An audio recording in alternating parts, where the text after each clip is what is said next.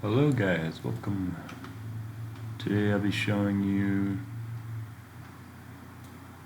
how my new plugin works. If I can resize it, or actually if I can, let's throw it over here. So basically this lets you create particle emitters, but they're actually just little models with attachments. So basically you can change how many nodes there are, but every single time you change one of these values you're going to have to go update prox parts, but you have to have the model selected. So if I change it, I gotta update. So this works with all of these. You can set multiple of these at the same time, then you gotta update. That's pretty big.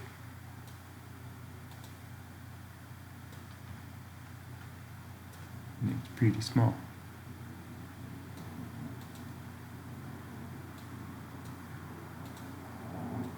But yeah. So there's plenty of values to mess around with. You've got the speed, min and the max speed. These sliders move around. And then this is how far these nodes will actually travel. So once they reach this section, then they'll teleport back. So you can do that. You can change the material of the nodes. Neon looks kind of the best, and then you can change like the hue of them and even the beam color. So just remember to press update prox parts every time you make changes,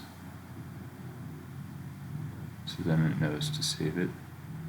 Because when these prox areas are created, they're basically creating all these values in here, and these are used to be like, if I make 2 of these and then move it around,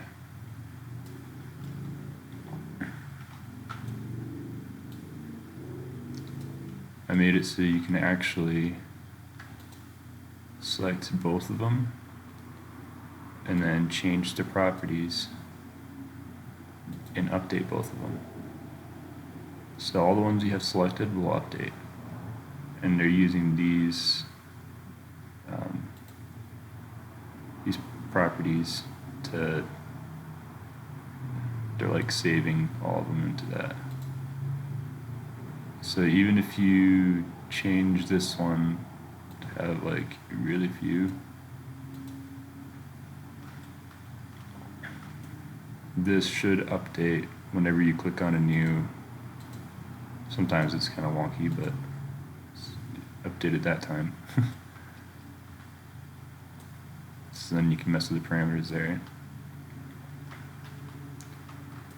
And then if you want to change the travel, I mean, if you want to like move this around without having the arrows way out here, you can just change the travel down to 0 and then move it around that way. It's also good to do that if you're going to be rotating it. So whenever you want to rotate this area, then make the travel, the node travel to 0, and then you can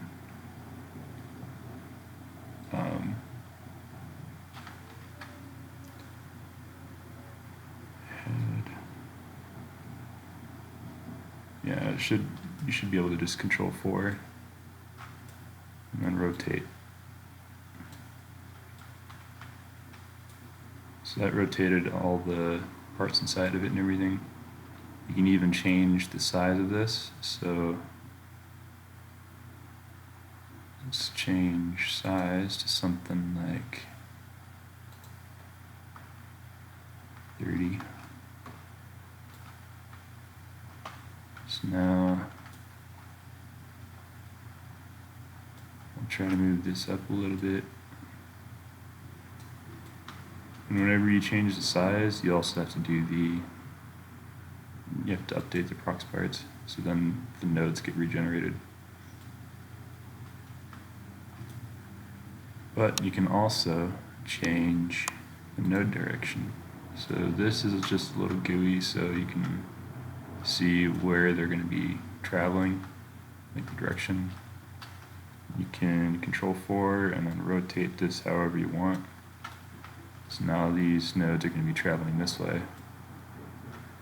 And this gets it disappears in game, so you won't be seeing that. Same with the little node travel GUI. So now we'll do the node travel back up so it doesn't just stay there. I'll try making this a little bit further. So now to see it in the game, how it looks, you can just test it.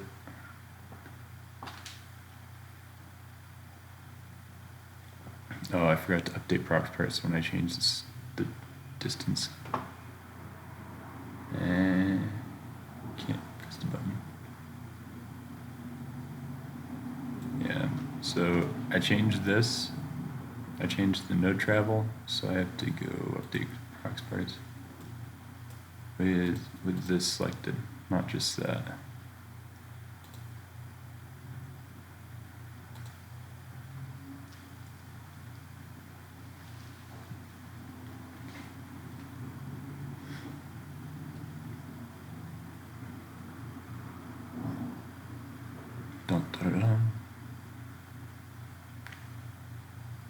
Okay, so now these are traveling, and those are traveling. They look pretty great. So you can change the width of the beams and everything. I was just testing something. But you can also throw these into parts or tools. It's pretty neat with tools. But to do it with tools, you have to make sure that you unanchor it, and I'll just give an example. So let's throw this guy into a part, or into a tool. So we'll just create a tool, new tool. We'll throw, not this one, the head. Throw this guy into here. And then we have to make sure to unanchor it. Probably have to change this name to handle.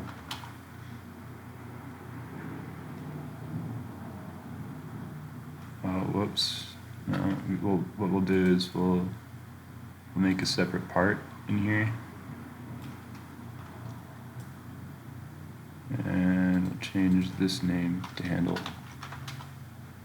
And then we'll throw this inside of the handle.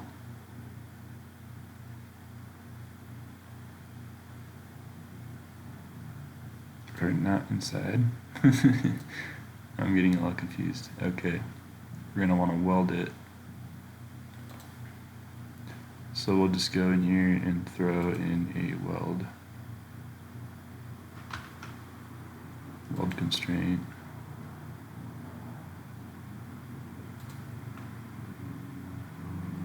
And we'll set the prox area to handle. And then we'll set this to be not anchored. And we don't need that. make sure it's massless so it doesn't like pull the player around.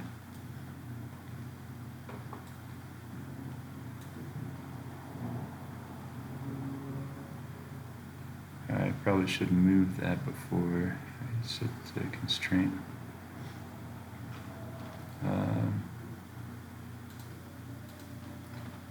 See if the constraint still stays there.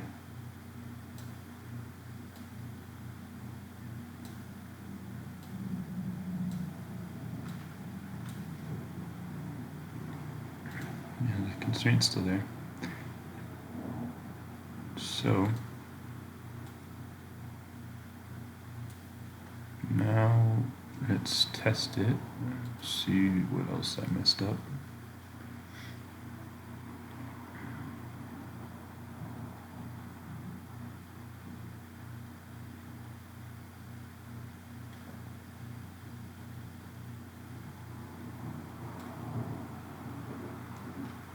Okay. Yeah. So now the proximity nodes follow us. Or follow the tool.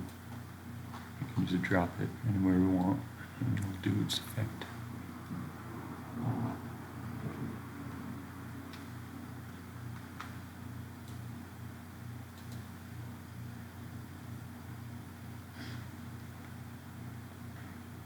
But you can change the node speed, the colors, the beam width, and even the connection distance. So if we want it to connect sooner, like with more nodes or whatever, you can change this value.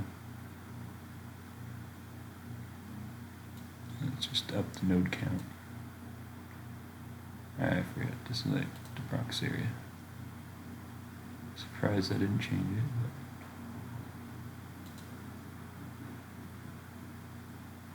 see how that looks.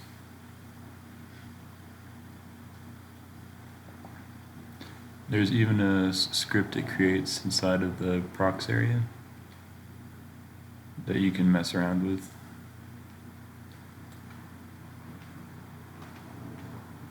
So there's a bunch more nodes and they connect to a lot more nodes because they're the connection distance, unlike these ones.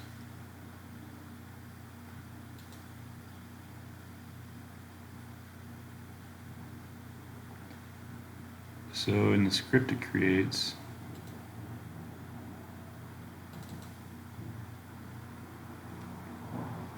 just a bunch of information about how to use it.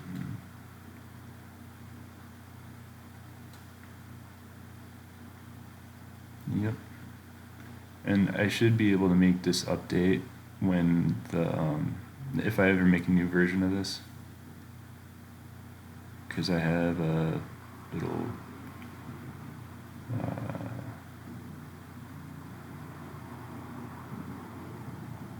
add a value somewhere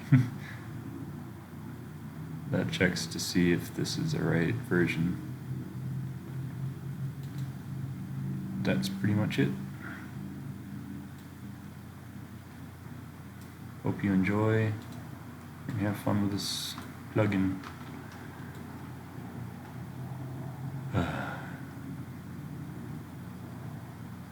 See ya.